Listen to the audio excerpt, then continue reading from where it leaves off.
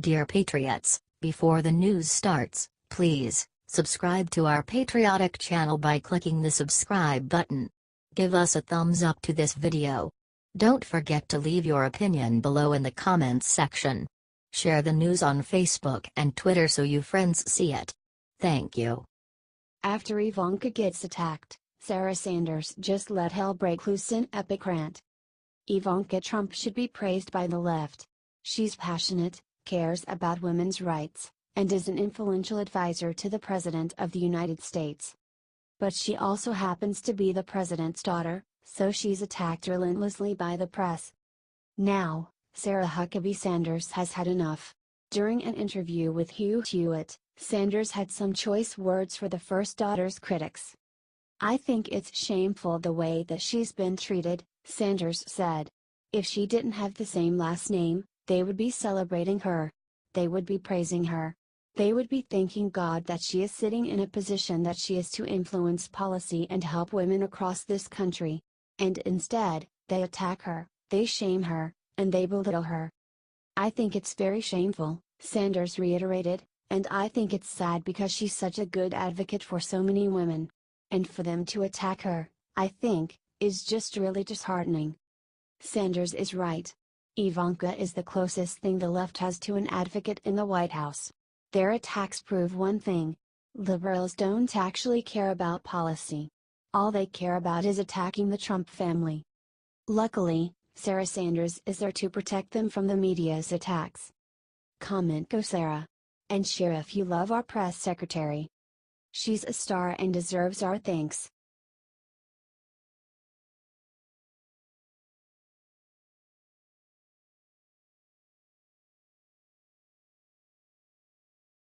Breaking: White House on lockdown after someone jumps fence and left something awful outside. The White House is now on lockdown today after someone jumped over the south fence and left a suspicious package. The package has been discovered by Secret Service agents. The incident is currently developing and will be updated as we find out more information.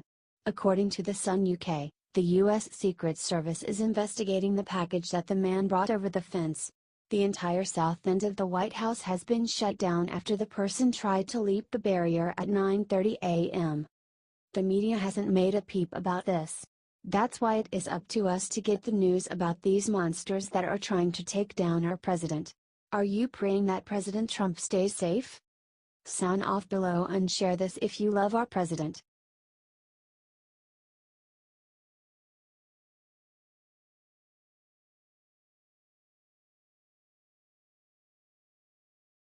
After McCain attacked him this morning, Trump just ended him with this secret weapon. President Trump has been hitting the conservative radio talk circuit and not backing down from the McCain challenge. He recently came out and said that the senator shouldn't mess with him after McCain's Monday night speech. Trump spoke with Mueller's Chris Plant for a discussion on foreign policy and the president's dislike for the fake news media. McCain personally attacked him when he said that Trump was exploiting half-baked, spurious nationalism. McCain made these statements as he received the Liberty Medal. Did you side with Trump or McCain? Share this if you stand with our president over McCain.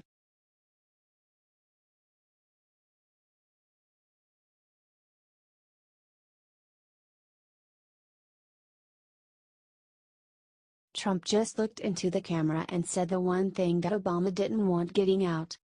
Ouch. Trump is back with a vengeance against the press and Obama. He told the press that Chief of Staff John Kelly didn't get a call from Obama after his son passed away in Afghanistan. Double ouch. To the best of my knowledge, I think I've called every family of somebody that's died, and it's the hardest call to make, Trump told Fox News radio host Brian Kilmeade. As far as other representatives, I don't know. I mean, you could ask General Kelly, did he get a call from Obama?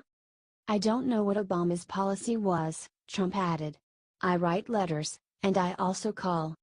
Share this if you are glad that we have a great president that loves our troops again.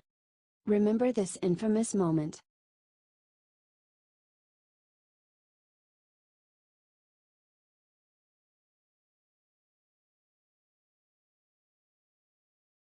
Breaking: Huge country star just declared support for gun control, he's getting destroyed.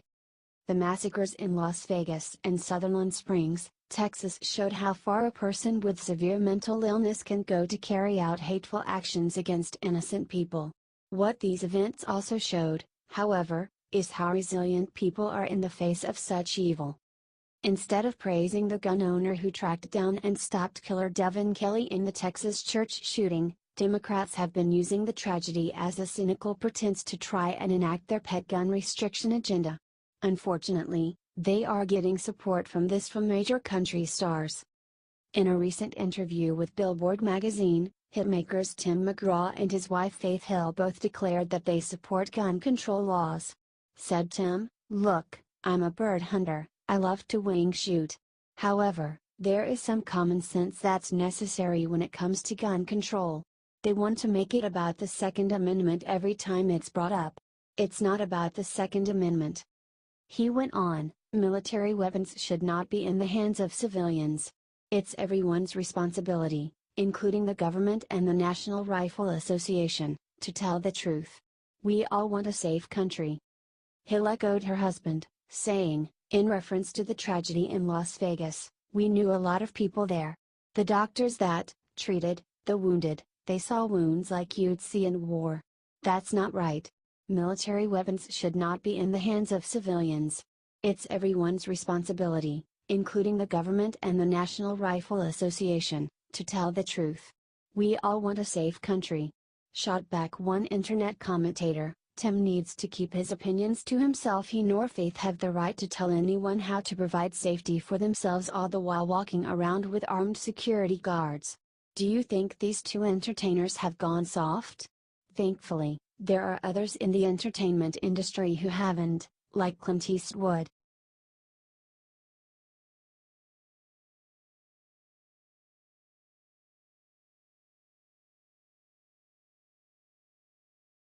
Breaking Dem representative just proudly declared, "I don't believe in God," says politics has too much religion. Democrats have been fretting recently about the fact that former Alabama Chief Justice and current Republican Senate candidate Roy Moore is so outspoken about his Christian faith and his trust in biblical laws. They clearly decided that they needed to make waves of their own. One Democratic representative from California named Jared Huffman just declared that he does not believe in God and, moreover, feels that somehow there is too much religion in American politics.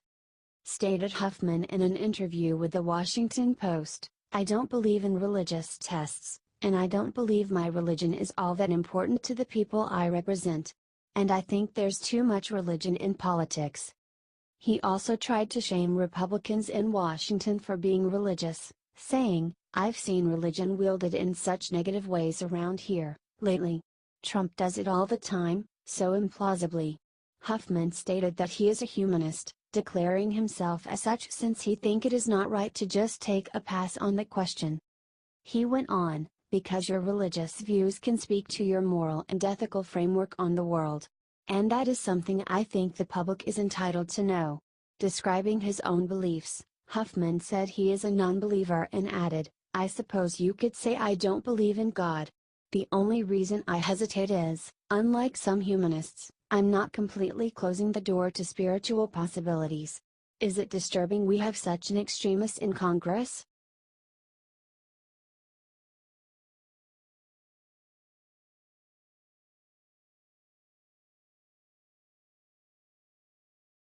Trump defeats ISIS. This huge development could end the terror group forever. The ISIS-held city of Raqqa has just been reclaimed by US-backed forces, according to Fox News. The news organization cited Brigadier General Talalso, who claimed that there are no longer any clashes between ISIS and Syrian forces in the city. The last group of Islamic State militants had been holed up Tuesday in a stadium in the Syrian city of Raqqa, their last stand as US-backed, Kurdish-led forces closed in around them, Fox News reported. Footage of the liberation has started to appear on cable news. Of course, this news is huge for Donald Trump. As a candidate, he promised to quickly wipe out the terror organization, despite the fact that Barack Obama couldn't do it in years. Within months, Trump finished the job. Now ISIS is without their capital city.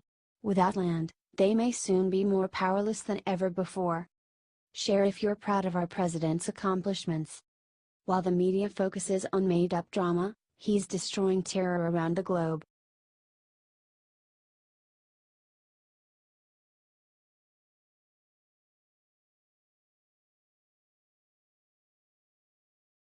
Everyone noticed the secret thing Trump did to Mitch McConnell that's rocking the nation.